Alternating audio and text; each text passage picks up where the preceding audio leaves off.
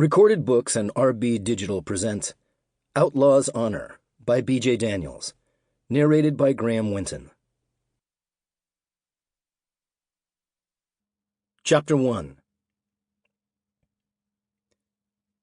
Darby Cahill adjusted his Stetson as he moved toward the bandstand.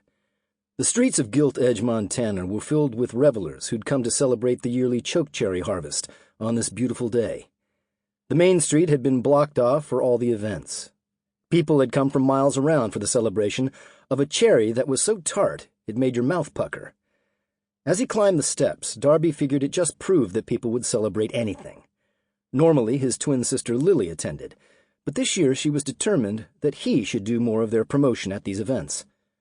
"I hate it as much as you do," she'd assured him. "But believe me, you'll get more attention up there on the stage than me. Just say a few words, throw T-shirts into the crowd, have some fry bread, and come home. You can do this." Clearly, she knew his weakness for fry bread, as well as his dislike of being the center of attention. The T-shirts were from the Stagecoach Saloon, the bar and cafe the two of them owned and operated outside of town. Since it had opened, the bar had helped sponsor the Chokecherry Festival each year. He heard his name being announced and sighed as he made his way up the rest of the steps to the microphone to deafening applause. He tipped his hat to the crowd, swallowed the lump in his throat, and said, "It's an honor to be here and be part of such a wonderful celebration." "Are you taking part in the pit spitting competition?" someone yelled from the crowd, and others joined in. Along with being bitter, chokecherries were mostly pit.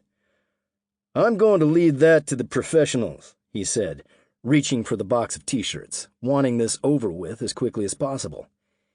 He didn't like being in the spotlight any longer than he had to.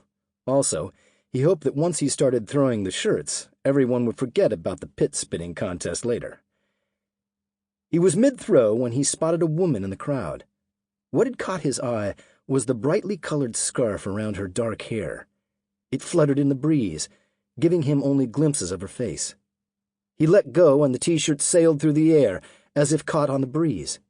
He saw, with a curse, that it was headed right for the woman. Grimacing, he watched the rolled-up T-shirt clip the woman's shoulder.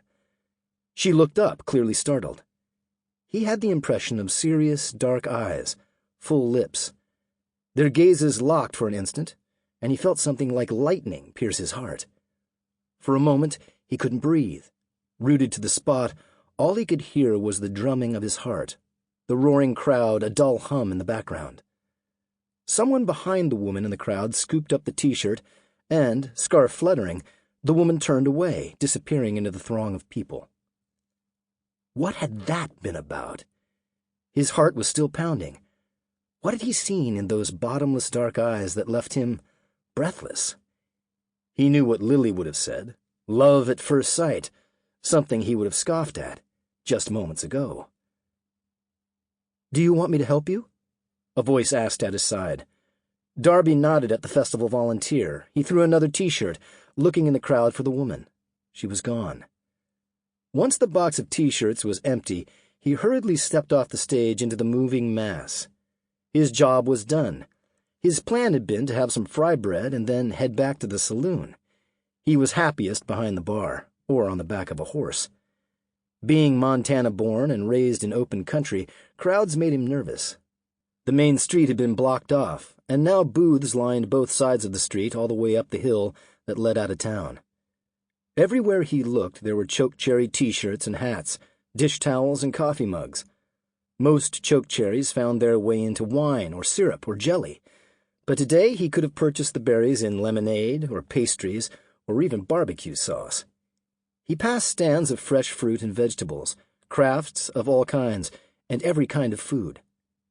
As he moved through the swarm of bodies now filling the downtown street, the scent of fry bread in the air, he couldn't help searching for the woman.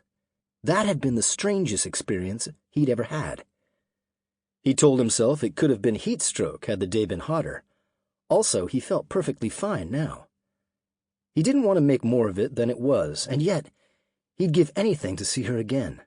As crazy as it sounded, he couldn't throw off the memory of that sharp, hard shot to his heart when their gazes had met. As he worked his way through the crowd, following the smell of fry bread, he watched for the colorful scarf the woman had been wearing. Sample complete. Ready to continue?